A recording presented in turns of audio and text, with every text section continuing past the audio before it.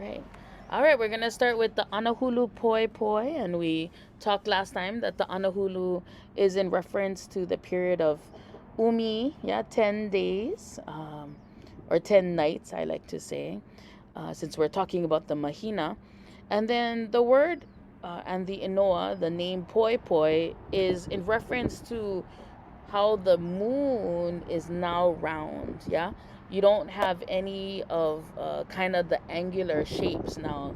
It's really that round, and poi poi to me is more like a spherical round, yeah, rather than a circle. uh, you say poi poi, and it's really in reference to uh, that globe, yeah, that globe. All right, so we start off with Huna. Now, Huna uh, is is in reference to the horns, because prior to this, in Ole Pau, you still have an angular shape to the Mahina. So Huna is really referencing when those horns are gone. So it's hidden, yeah? It hides the horns and you get the rounded shape. It is also, when you look at, and this is the definition from vehevehe.org, it also means to be secretive, right? To be hidden.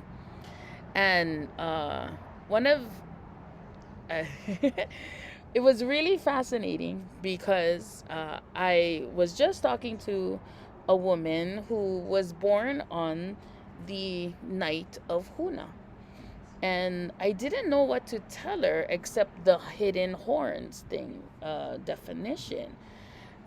Because in this night too, Huna, the kahuna, oh, the kahuna would never ask for any kind of revelation or guidance, right? Because they thought in themselves that nothing would be revealed on Huna. So I didn't really want to tell her this, but then she looked at me and she goes, "Well, I'm very mysterious." She goes, "That is so me." And I thought, oh, that's a great word. That's a great descriptive word of Huna. It's kind of that mysterious, mystery coming around. And so that's why the kahuna would never seek knowledge or guidance on Huna. Now, if you look at the mahi'ai part, right, in the mahi'ai, they would work on plants who hide. So one of the plants that I love to eat that is in a hidden lantern thing is the gooseberry, right? The poha berry, things like that. And gourds, you know how some gourds start off in kind of that sheltered thing, and plants that are under thick foliage. So I think about that too. That's kind of cool because it's a little bit mysterious as well when you look at the plants. And then fish like to kind of hide in the places that they live. So that doesn't mean that you can't find them though, right? And so Huna is fun. I really like Huna. And if you see in the thing, you can actually see in its picture here, you can actually see that it's rounded already. Yeah, it's a rounded shape. Okay, so what's cool about Huna though is the very next night is the opposite, right? It's the revealing Mohalu. So Mohalu is also known as Mohala, is another way to say it. It's the blossoming. It's the it's really in the revelations, right? So sometimes I think the Mahina tells us to have patience, because in Huna, the mysterious one, right, you kind of got to wait a little bit, right? You got to have patience. But in Mohalu, oh, everything is bloomed. And how I remember this one is because Mohalu sometimes already looks like almost full. Yeah, this one can be kind of like deceptive, I guess you could say.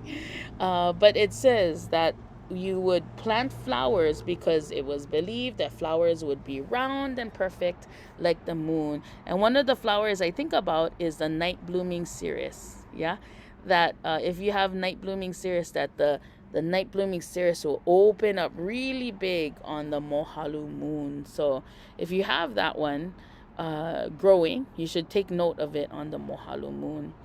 And it's a very suitable night, right, to propagate flowering plants. Uwala's one, koali's one, but any kind of flowers really respond to this moon. It's excellent fishing still. Usually in the poi poi, fishing really is a good time. You can pretty much do anything. And then you have revelations, right? And everything's like revealed because it's so bright now. It's already really bright. Okay, so after Mohalu, we go into Hua. Now, Hua has whole, I'm not going to go through it all, but Hua, uh, many people think when you look at Hua that it looks kind of like an egg. I think it's a lot more like rounder than the egg shape, but that's okay, you know? What it reminds us of though is it's the result, right? Because you're kind of hidden, then you're revealing, and there's a result of that after. It's kind of how I remember that order. And so you have fruit, your yield, your seeds, your offspring, all of that is in Hua. It's also related to me the word Hua, like Huae, right? The hooing, the who. The who is kind of like the overflowing of anything. Yeah, has a result. Now, it's a very fertile night. I'm gonna just leave it at that. It's a very fertile night. So plants that bear fruit, uh, gourds do very well. Harvest during this in the evening. You know, I always thought about that.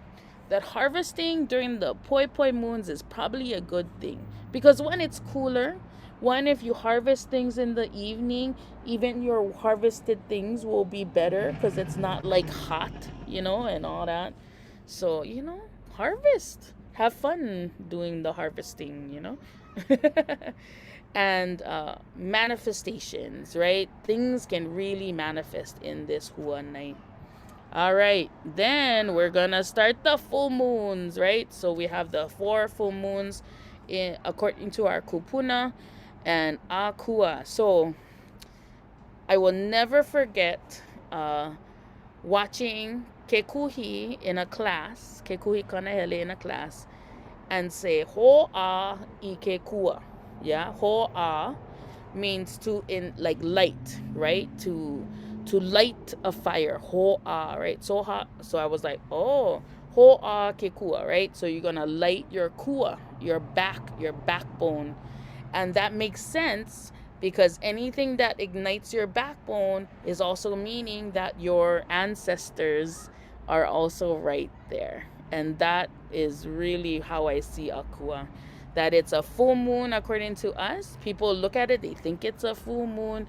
It rises before the sun sets. So you can usually get a beautiful picture on a clear night with no clouds, evening of Aqua rising, and you're close to the spirits. Our spiritual guides and everything are close to us in that full moon to me.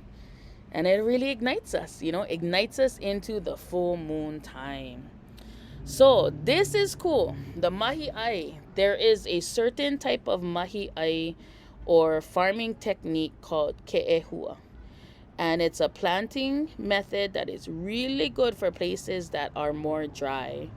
And ke'ehau is another word for kehau, which is cool or like dew.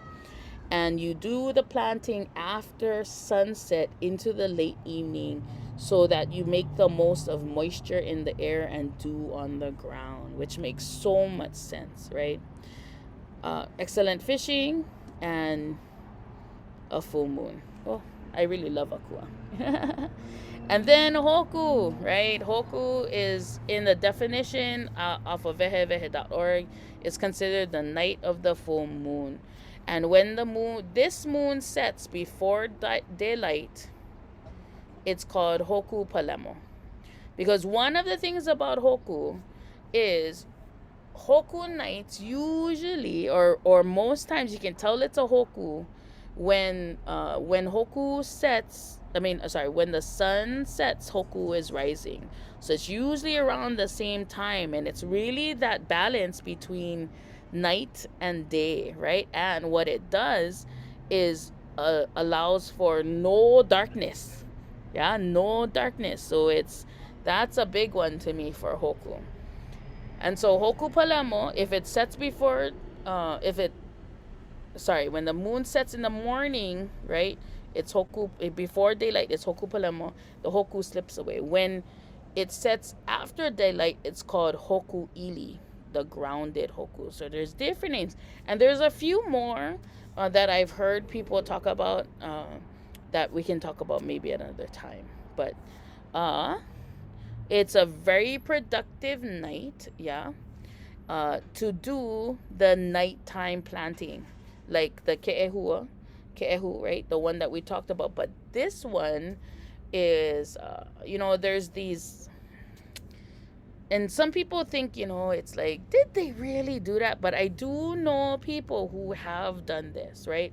And this is men planting naked with the full moon, right? And it's in what it really is taking the moonlight in their body and using their body almost kind of like a lightning rod is kind of what I think about it, really channeling the light with your kino, with your body when you're planting things. And usually it's done in a lined row. So they would line up, men would line up naked, and they would move together and plant. And so if you think about it, it's the best time to plant because it's cool, right? You're not sweating. Two, not any worry. Who cares if you don't have clothes? That's what I think. And then they would do it together in a staggered row type of doing. And I think, wow, you can get a lot done if you get a good group of people and you can do this. And it's at night and you're channeling the moonlight. Oh, it sounds really, really cool. And this is interesting because this method is ideal for diversifying crops to restore ground nutrients from monocrop farming. Interesting, yeah? And so I gotta really think about that because I'm thinking, wow, is that from the nutrients of the moonlight, right? Which is really sunlight, right? Reflected sunlight. So I think about that one. So cool, yeah? Everything is high productivity in Hoku. So Hoku is also the middle, meaning that this is the moon. It's 100% illumination. And then Mahealani is now starting the waning, right? The whole Emi. So we switch. Yeah, 15 is Hoku, 16 is Mahealani. So Mahealani is actually now full moon, but it's now losing its roundness. Yeah, so there's a little shift in that. But most times the Gregorian calendar is the one that usually Mahealani aligns with the Gregorian calendar full moon. Lunar calendar, usually Hoku is the full moon, yeah? Just depends. And also, it also depends on where you are in the world too, okay? Now, Mahealani also is going to rise. There's going to be a little bit of darkness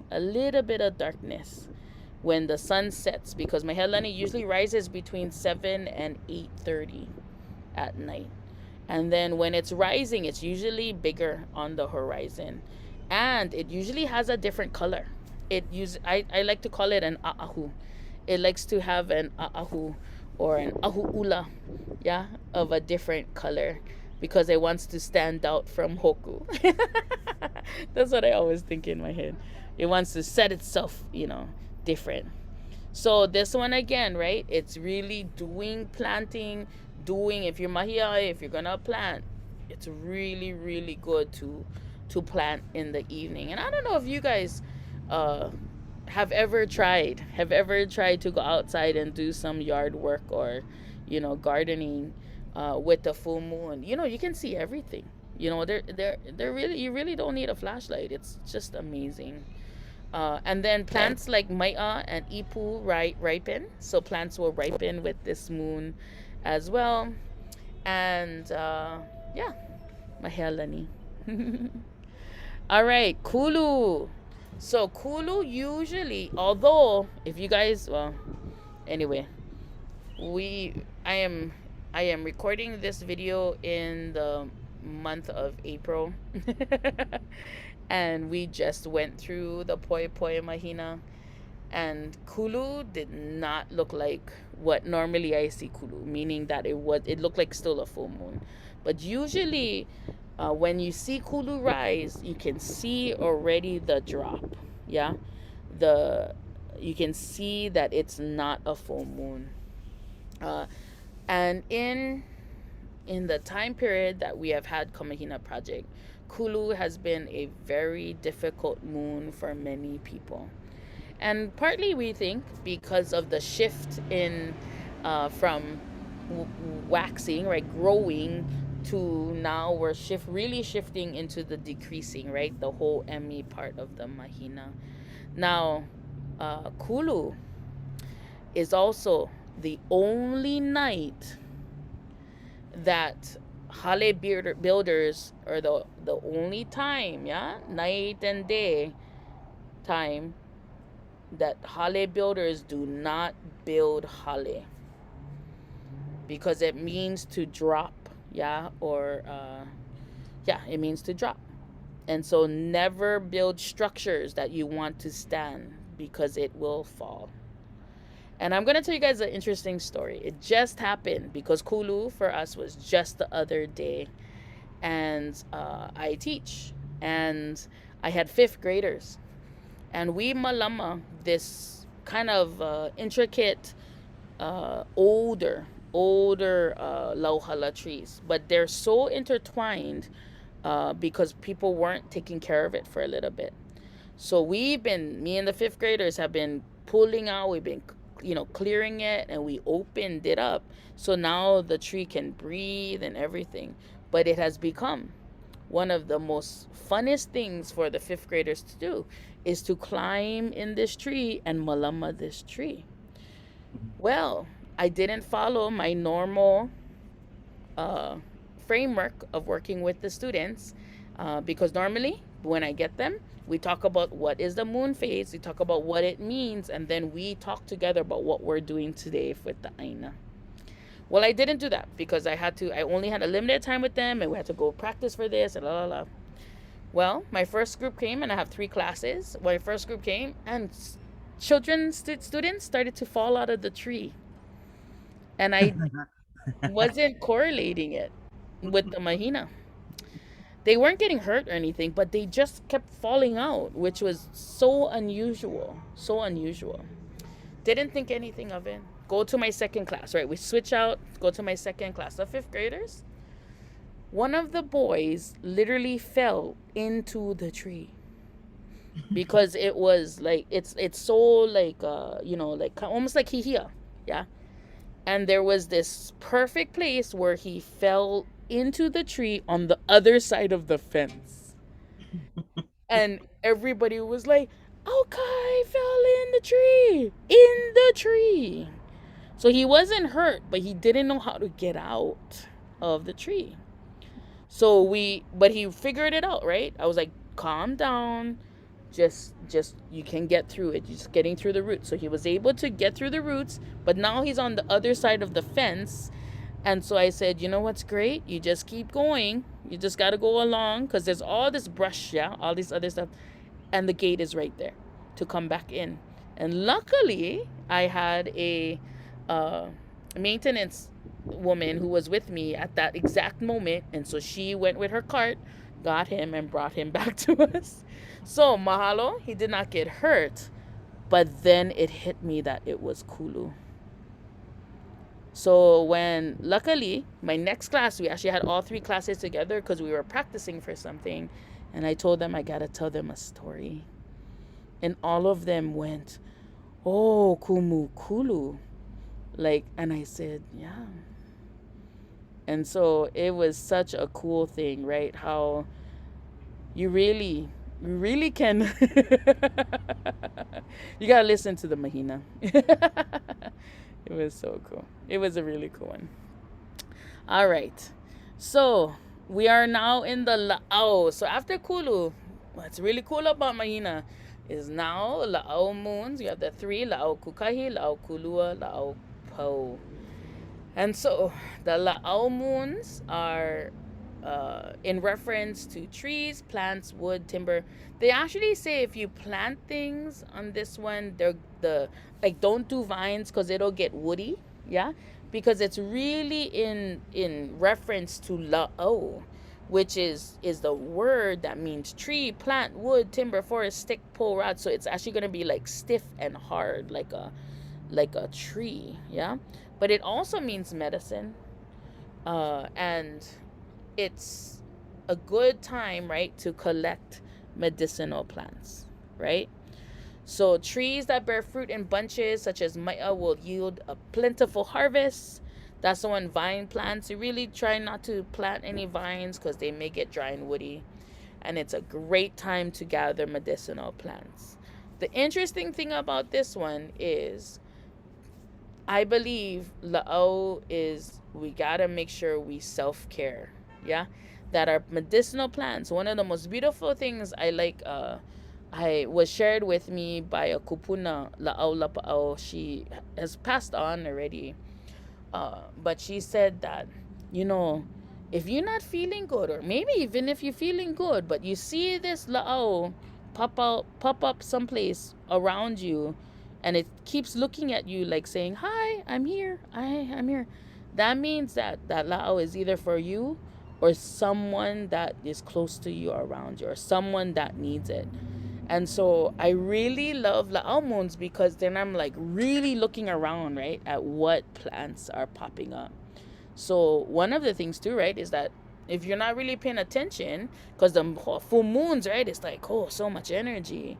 But then maybe you go a certain way when you go to work or you go on your walk every day, and there's all of these popola, popping up, or there's all of this hau'oi or laukahi, all of these different things that are like so much, and they're going hi hi, gotta pay attention in the la'o moons. That's what I really love about la'o, is that it makes you think about that kind of stuff, right?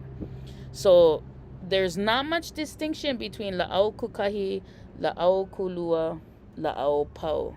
But these are the morning moons, yeah? Because we see Mahialani, we see Kulu in the morning. They're beautiful. But la'au kukahi, la'au kulua, and la'au pau is like go into the late, like most of the morning you'll see them. And sometimes when it's setting, it for some reason the setting owls are big, the mahina are big. It's just beautiful, like they're just so beautiful. And if we think about it, right, actually gathering the plant medicines would be before sunrise, but the la'au moons will be out, so they'll still be guiding your path. But you don't, make sure it's before the sunrise, yeah, to do that.